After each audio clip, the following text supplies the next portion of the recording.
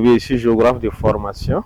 Après la géographie, j'ai fait mon stage au niveau du CREPA, Centre régional d'assainissement pour eau potable, là où mon co-DM était un ingénieur hydrogéologue. Et c'est à travers ce dernier, j'ai opté pour la branche de géophysique. Voilà, ici dedans depuis 2014.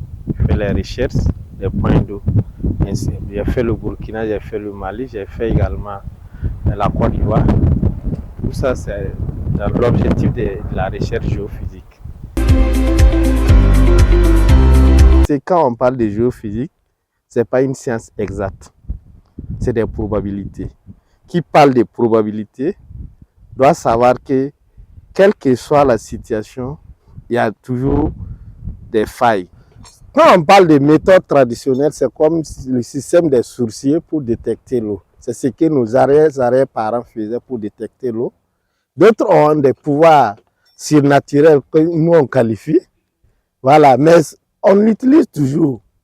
Mais actuellement, avec la rareté de la ressource, c'est très difficile, surtout dans ces zones comme le plateau central, et qu'on puisse utiliser ce matériel-là. Parce que l'inconvénient de ce matériel, c'est quoi?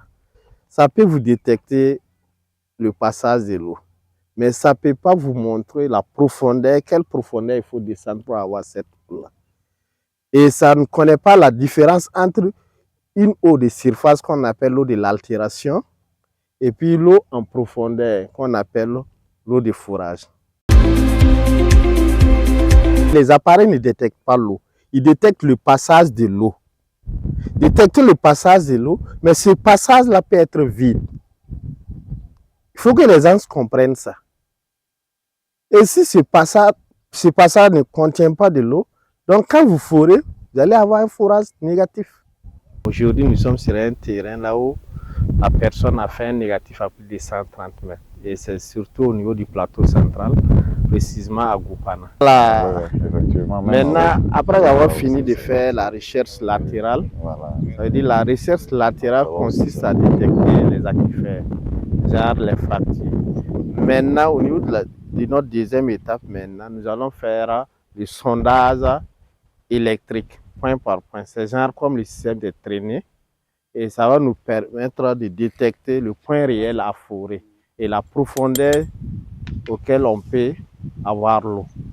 Après cela, quand on va détecter le point réel à forer, on va utiliser la version 2019 là pour aussi mesurer la densité en eau du sol.